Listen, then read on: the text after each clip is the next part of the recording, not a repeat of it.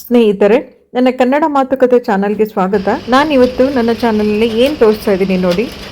ನಾವು ಹೊಸದಾಗಿ ಕೊಂಡ್ಕೊಂಡಿರೋಂಥ ಪಾಟ್ಗಳನ್ನು ಅಂದರೆ ಮಣ್ಣಿನ ಪಾತ್ರೆಗಳನ್ನು ಹೇಗೆ ಸೀಸನ್ ಮಾಡಬೇಕು ಅಂತ ಹೇಳಿ, ಅಡುಗೆ ಮಾಡೋಕ್ಕಿಂತ ಮುಂಚೆ ಪಾಟನ್ನು ಹೇಗೆ ರೆಡಿ ಮಾಡಬೇಕು ಮತ್ತು ನಾನು ಹೇಗೆ ಮಾಡಿದೆ ಅನ್ನೋದನ್ನ ತೋರಿಸ್ತೀನಿ ನೋಡ್ಕೊಳ್ಳಿ.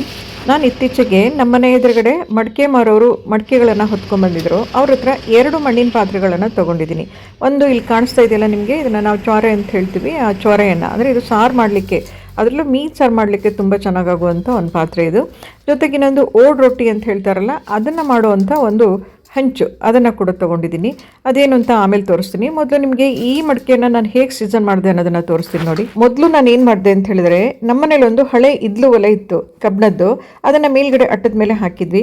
ಅದನ್ನು ಇಳಿಸ್ಕೊಂಡು ನಾನು ಅದಕ್ಕೆ ಒಣಗಿದ ಎಲೆಗಳನ್ನು ಕಡ್ಡಿಗಳನ್ನು ಹಾಕಿ ಹೊತ್ತಿಸ್ಕೊಂಡು ಅದರಲ್ಲಿ ಕಾಯಿ ಚಿಪ್ಪನ್ನು ಹಾಕ್ತೀನಿ. ನಾನು ಕಾಯಿ ಚಿಪ್ಪನ್ನು ಹಾಕಿದಾಗ ಸ್ವಲ್ಪ ಹೊಗೆ ಬರಲಿಕ್ಕೆ ಸ್ಟಾರ್ಟ್ ಆಗುತ್ತೆ.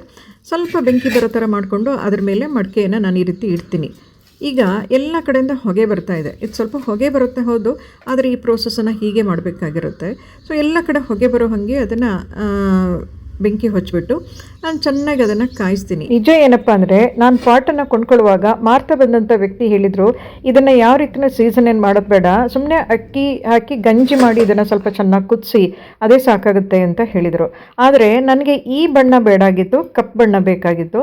ಹಾಗಾಗಿ ನಾನು ಅದನ್ನು ಕಪ್ಪು ಬಣ್ಣಕ್ಕೆ ತಿರುಗಿಸ್ತಾ ಹೋಗಿದ್ದೀನಿ. ಈಗ ನಾನು ಅದನ್ನು ಹೇಗೆ ಕಪ್ಪು ಬಣ್ಣ ಮಾಡಿದೆ, ಹೀಗೆ ಮಾಡೋದ್ರಿಂದ ಅದು ಸೀಸನಿಂಗ್ ಕೂಡ ಆಗುತ್ತೆ. ಅದನ್ನು ನಾನು ಹೇಗೆ ಮಾಡಿದ್ದೀನಿ ನೋಡೋಣ ಬನ್ನಿ. ಹಾಗಾಗಿ ನಾನು ಏನು ಮಾಡಿದೆ ಅಂತ ಹೇಳಿದರೆ, ಪಾಟನ್ನು ಕೆಳಗಡೆಯಿಂದ ಕಪ್ ಮಾಡೋದಕ್ಕೆ ಸ್ವಲ್ಪ ಪ್ರಯತ್ನಪಟ್ಟು ಆನಂತರ ಅದನ್ನು ಮಚ್ಚಿ ಹಾಕಿ, ಅಂದರೆ ಒಳಗಡೆ ಕೂಡ ಕಪ್ಪಾಗಬೇಕಾಗಿರುತ್ತೆ ನನಗೆ. ಹಾಗಾಗಿ ಅದನ್ನು ತಿರುಗಿಸ್ಬಿಟ್ಟು ಹಾಗೆಯೇ ಅದರ ಮೇಲೆ ಕಾಯ್ಲಿಕ್ಕೆ ಇಡ್ತೀನಿ. ಸುಮಾರು ಹೊತ್ತು ಇದೇ ರೀತಿ ಬಿಸಿ ಮಾಡ್ತೀನಿ. ಆಗಾಗ ಅಂಗಾತ ಇಡ್ತಾ, ಆಗಾಗ ಅದನ್ನು ಕೌಚಿಡ್ತಾ, ಹಾಗೆ ಮಾಡಿ ನಾನು ಅದನ್ನು ಎಲ್ಲ ಕಡೆ ಕಪ್ಪಾಗಬೇಕು ಅಂತೇಳಿ ಪ್ರಯತ್ನ ಪಡ್ತಾ ಇರ್ತೀನಿ. ಈಗ ಇದನ್ನು ಉಲ್ಟಾ ಮಾಡಿ ಈ ರೀತಿ ಇಡ್ತೀನಿ. ಒಂದು ಸೈಡ್ನಲ್ಲಿ ಕಪ್ಪಾಗಲಿ ಅಂತ ಇಡ್ತೀನಿ.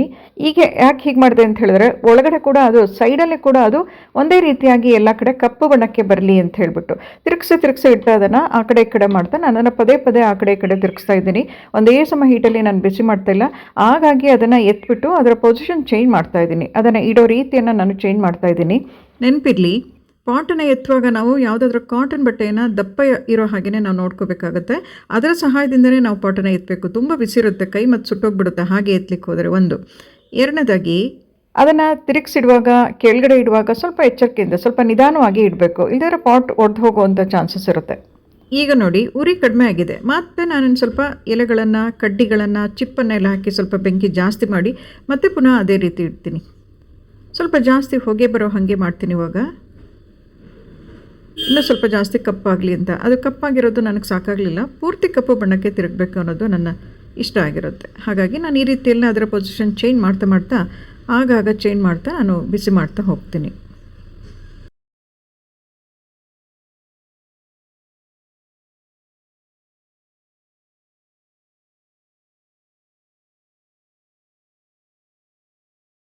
ನಾನು ಇಷ್ಟೆಲ್ಲ ಮಾಡ್ತಾ ಈಗಾಗಲೇ ಅರ್ಧ ಗಂಟೆ ಆಗೋಗಿದೆ. ಈ ಟೈಮ್ನಲ್ಲಿ ಇಷ್ಟೊತ್ತಾದಮೇಲೆ ಸ್ವಲ್ಪ ಉರಿ ಜಾಸ್ತಿ ಆದರೂ ಕೂಡ ಮಡಿಕೆ ಒಡೆದು ಹೋಗಲ್ಲ. ಆಗಾಗ ತಿರುಗಿಸಿಡ್ತಾ ಇರಬೇಕಷ್ಟೆ. ಇಲ್ಲಿ ನೋಡಿ, ಒಳ್ಳೆ ಉರಿ, ಒಳ್ಳೆ ಹೊಗೆ, ಮಡಿಕೆ ಒಳ್ಳೆ ಹದವಾಗಿ ಚೆನ್ನಾಗಿ ಸೀಸನಿಂಗ್ ಆಗ್ತಾಯಿದೆ.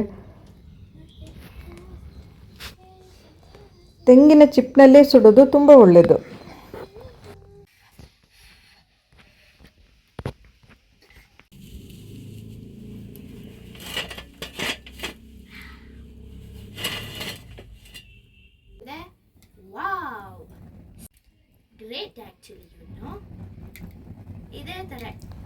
ನೋಡಿ ಎಷ್ಟು ಕಪ್ಪಾಗಿದೆ ಪಾಟ್ ಅಂತ.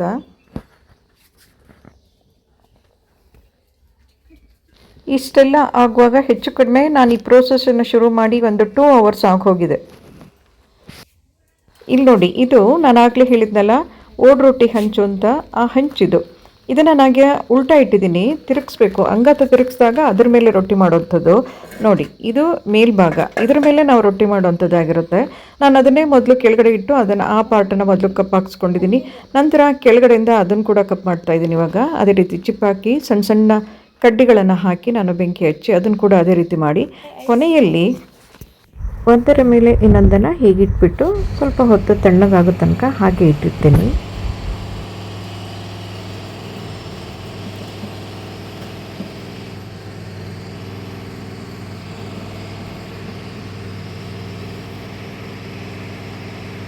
ಇವತ್ತಿನ ದಿನ ಎಲ್ಲ ಇದನ್ನು ಹೀಗೆ ಬಿಟ್ಬಿಟ್ಟು ನಾಳೆ ಏನು ಮಾಡ್ತೀನಿ ನೋಡಿ.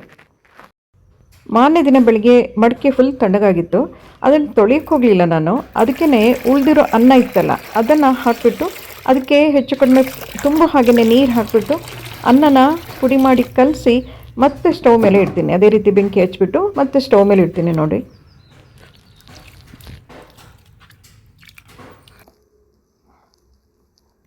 ಮತ್ತು ಈ ರೀತಿ ಇಡ್ಲಿ ಒಲೆ ಮೇಲೆ ಹೊಗೆ ಬರೋ ಹಾಗೆ ಸಣ್ಣ ಉರಿಯಲ್ಲಿ ಮತ್ತೆ ಬಿಸಿ ಆಗಲಿಕ್ಕೆ ಬಿಡ್ತೀನಿ. ಅದರ ಮೇಲ್ಗಡೆಗೆ ಆ ಹೆಂಚಿದೆಯಲ್ಲ ನಂದು, ಅದನ್ನು ಕೂಡ ಮುಚ್ಚಿಡ್ತೀನಿ.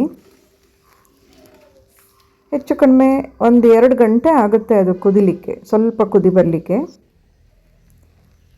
ಸ್ವಲ್ಪ ಕುದಿ ಬಂದಮೇಲೆ ಹಾಗೆ ಅದನ್ನು ಇಳಿಸ್ಬಿಟ್ಟು ಅದರಲ್ಲಿರೋ ಗಂಜಿಯ ಸ್ವಲ್ಪ ಭಾಗವನ್ನು ತೆಗೆದು ಹಂಚಿನ ಮೇಲೆ, ನಾನು ರೊಟ್ಟಿ ಹಂಚಿನ ಮೇಲೆ ಹಾಕ್ಕೊಳ್ತೀನಿ. ಮತ್ತು ಆ ದೊಡ್ಡ ಪಾತ್ರೆಯಲ್ಲಿರೋ ಗಂಜಿನ ಹಾಗೆ ತಣ್ಣಗಾಗಲಿಕ್ಕೆ ಹಾಗೆ ಇಟ್ಟಿರ್ತೀನಿ. ನಂತರ ಹಂಚಿನ ಮೇಲೆ ಗಂಜಿಯನ್ನು ಹಾಕಿರ್ತೀನಲ್ಲ ಅದನ್ನು ಕೂಡ ಪುನಃ ಇಡ್ಲಿ ಸ್ಟವ್ ಮೇಲೆ ಇಟ್ಟು ಮತ್ತೆ ಕಾಯಿಸ್ಲಿಕ್ಕೆ ಶುರು ಮಾಡ್ತೀನಿ. ಅದನ್ನು ಕೂಡ 1-1.5 ಗಂಟೆಗಳಷ್ಟು ಅದನ್ನು ಕಾಯಿಸ್ಬಿಟ್ಟು ನಂತರ ಅದನ್ನು ಕೂಡ ತಣ್ಣಗಾಗಲಿಕ್ಕೆ ಬಿಡ್ತೀನಿ. ಎರಡನ್ನೂ ಕೂಡ ಹಾಗೆ ತಣ್ಣಗಾಗಲಿಕ್ಕೆ ಆವತ್ತಿನ ದಿನ ಮತ್ತೆ ಹಾಗೆ ಬಿಟ್ಟಿರ್ತೀನಿ. ಮಾರನೇ ದಿನ ಎರಡೂ ಪಾತ್ರೆಯಲ್ಲಿರುವಂಥ ಗಂಜಿಯನ್ನು ಚೆಲ್ಲಿ ಸುಮ್ಮನೆ ಮತ್ತೆ ಹಾಗೆ ಇಡ್ತೀನಿ. ಸ್ವಲ್ಪ ಡ್ರೈ ಆಗ್ಲಿಕ್ಕೆ ಬಿಡ್ತೀನಿ. ಸ್ವಲ್ಪ ಡ್ರೈ ಆದಮೇಲೆ ಎರಡಕ್ಕೂ ಕೂಡ ಸ್ವಲ್ಪ ಜಾಸ್ತಿ ಎಣ್ಣೆಯನ್ನು ಹಾಕಿ ಮೇಲೆ ಕೆಳಗೆ ಸುತ್ತಮುತ್ತ ಎಲ್ಲ ಕಡೆ ಎಣ್ಣೆಯನ್ನು ಚೆನ್ನಾಗಿ ಹಚ್ಚಿಟ್ಬಿಟ್ಟು ನಂತರ ತೊಗೊಂಡೋಗಿ ಎರಡನ್ನೂ ತೊಗೊಂಡೋಗಿ ಬಿಸಿಲಿನಲ್ಲಿ ಒಣಗ್ಲಿಕ್ಕೆ ಇಡ್ತೀನಿ ನಾನು. ಈ ರೀತಿ ಬಿಸಿಲಿನಲ್ಲಿ ಒಂದು 2-3 ದಿನ ಒಣಗಿಸ್ತೀನಿ. ಆಗಾಗ ಬೇಕಿದ್ರೆ ಹೋಗಿ ಸ್ವಲ್ಪ ಎಣ್ಣೆ ಹಾಕಿ ಅದನ್ನು ಎಲ್ಲ ಕಡೆ ಹಚ್ಚಿಟ್ಟು ಮತ್ತೆ ಅದೇ ರೀತಿ ಬಿಸಿಲಲ್ಲಿ ಇಟ್ಟು ಬರ್ತೀನಿ. ಹೀಗೆ ಬಿಸಿಲಿನಲ್ಲಿ 2 ಪಾಟ್ಗಳನ್ನು ಒಂದು 2-3 ದಿನ ಒಣಗಿಸಿದ್ಮೇಲೆ ಮತ್ತೇನು ಮಾಡ್ತೀನಿ ಅಂದರೆ ನೀರಿನಲ್ಲಿ ಮುಳುಗಿಸಿಡ್ತೀನಿ. ಯಾಕೆ ಅಂತ ಹೇಳಿದ್ರೆ ಅದರಲ್ಲಿರುವಂಥ ಮಣ್ಣು ಮತ್ತು ಹೊಗೆ ವಾಸನೆ ಎಲ್ಲ ಹೋಗಲಿ ಅಂತ. 2 ದಿನ ಕಳೆದ್ಮೇಲೆ ಮತ್ತೆ ಪುನಃ ಸ್ವಲ್ಪ ಜಾಸ್ತಿ ಎಣ್ಣೆ ಹಾಕಿ ಎರಡನ್ನೂ ಕೂಡ ಒಳಗೆ ಹೊರಗೆ ಎಲ್ಲ ಎಣ್ಣೆ ಹಚ್ಚಿಬಿಟ್ಟು ಮತ್ತೆ ಸಣ್ಣ ಉರಿಯಲ್ಲಿ ನಾನು ಸ್ಟವ್ ಮೇಲೆ ಇಡ್ತೀನಿ, ಗ್ಯಾಸ್ ಸ್ಟವ್ ಮೇಲೆ ಇಡ್ತೀನಿ. ಸಣ್ಣ ಉರಿಯಲ್ಲಿ ಸಿಮ್ನಲ್ಲಿಟ್ಟು ನಿಧಾನವಾಗಿ ಬಿಸಿ ಮಾಡ್ತಾ ಹೋಗ್ತೀನಿ. ಸ್ವಲ್ಪ ಬಿಸಿ ಆದಮೇಲೆ ಈಗ ಮತ್ತೆ ಇಳಿಸಿಡ್ತೀನಿ. ಒಂದಿನ ಹಾಗೆ ಬಿಟ್ಬಿಟ್ಟು ಅದರ ನೆಕ್ಸ್ಟ್ ಡೇಯಿಂದ ನಾನು ಅದನ್ನು ಬಳಸಲಿಕ್ಕೆ ಶುರು ಮಾಡ್ಬೋದು. ಆ ಮಡಿಕೆಯಲ್ಲಿ ಹೇಗೆ ಅಡುಗೆ ಮಾಡ್ತೀನಿ, ಏನು ಮಾಡ್ತೀನಿ ಅನ್ನೋದನ್ನು ಮುಂದಿನ ವೀಡಿಯೋಗಳಲ್ಲಿ ನೋಡೋಣ. ನನ್ನ ಕನ್ನಡ ಕಥೆ ಚಾನಲ್ಗೆ ಸಬ್ಸ್ಕ್ರೈಬ್ ಆಗಿ. ವಿಡಿಯೋ ನಿಮ್ಗೆ ಇಷ್ಟ ಆದರೆ ಒಂದು ಲೈಕ್ ಕೊಡಿ, ಕಾಮೆಂಟ್ ಮಾಡಿ, ಶೇರ್ ಮಾಡಿ. ಧನ್ಯವಾದಗಳು.